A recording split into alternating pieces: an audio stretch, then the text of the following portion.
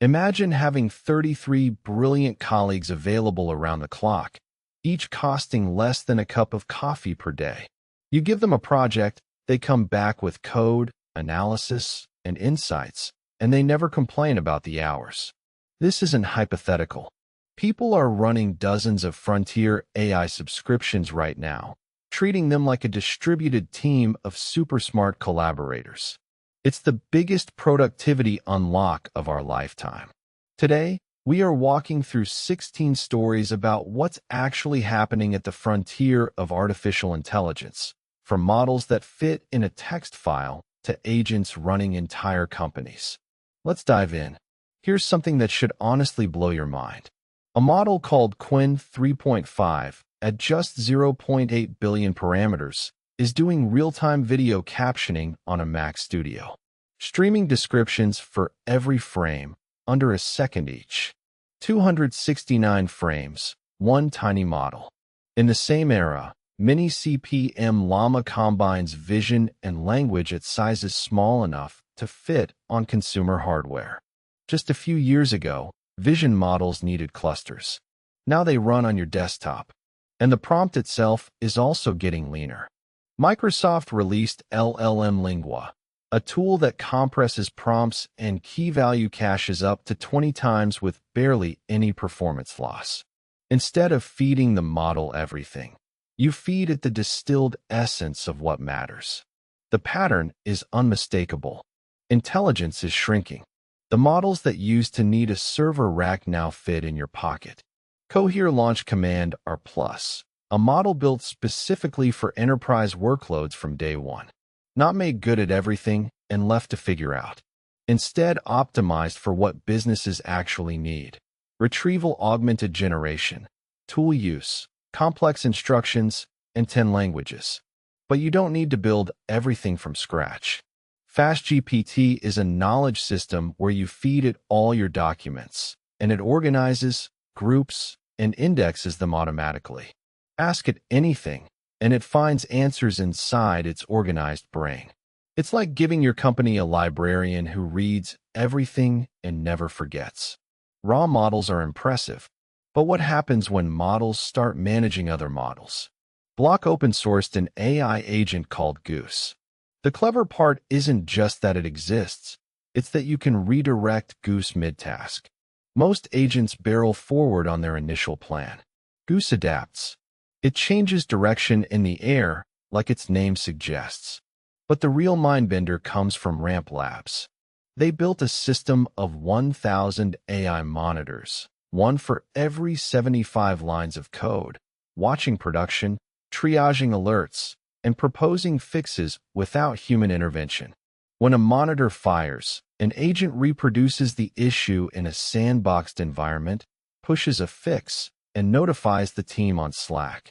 In its first week alone, this system caught 40 real bugs. In one case, before a human even sent a complaint, the agent had already flagged the issue with a fix ready. Where do these agents learn to be good?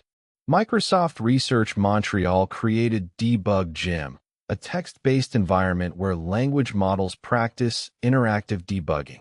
They're actually running code, hitting breakpoints, inspecting state, learning from feedback.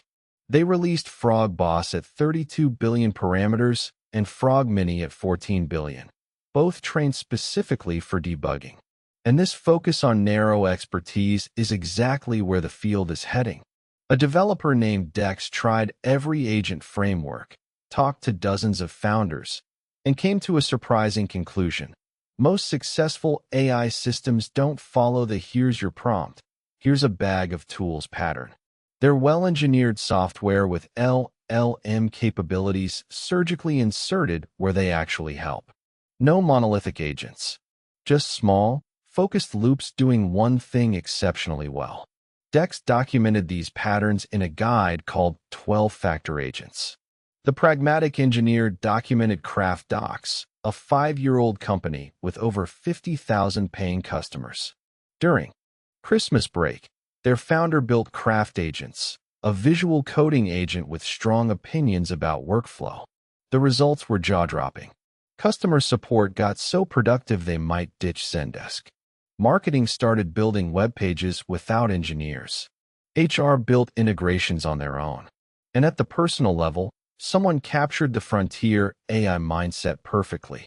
They wrote, "Imagine 33 of your smartest friends are at your house, ready to work 18 hours a day for pizza and soda. Would you send them home at 6 o'clock to watch a movie?" Their answer was obvious. Run the accounts. They're on 22 Claude Max and 11 GPT Pro plans, sharing everything for free because there's a narrow window before AI gets so good it does it all out of the box. Intelligence isn't staying digital. Travis Kalanick, the founder of Uber, renamed his company Atoms and declared that physical world automation is the next golden age. Atoms has 3 divisions: food, mining, and transport. His thesis is simple. When production is reduced to computation, minerals, and energy, efficiency becomes superhuman.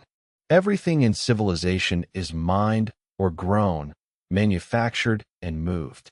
When that becomes fully autonomous, history will remember it as a golden age. Meanwhile, Microsoft published work on the path to medical superintelligence, and someone named Zakariason is redesigning command line tools for AI agents. His rules are wonderfully practical. Use flags, not prompts. Output structured data like JSON. Write good documentation. Make exit codes meaningful. Because the interfaces of tomorrow won't have screens. They'll have inputs and outputs that machines can read. And perhaps the most reflective voice comes from Veritasium. Derek Muller explored what everyone gets wrong about AI and learning. The core insight: AI won't replace the need to understand things deeply. The people who get the most from AI are the ones who understand fundamentals so well they can tell when the AI is wrong, push it in useful directions, and spot the breakthroughs nobody else sees.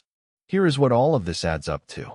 Intelligence is becoming cheap, dramatically cheap. You can run a video captioning model on your desktop, compress a massive prompt to a fraction of its size, and deploy an army of monitoring agents that catch bugs before humans can. The frontier isn't about having the biggest model anymore. It's about choosing the right model for the right task, woven into the right system. The question isn't whether AI will transform your work. The question is, when your 33 brilliant colleagues show up tomorrow morning, what are you going to have them build? Thanks for listening. If you want more deep dives into the technologies reshaping our world, hit subscribe. Until next time, keep questioning, keep building.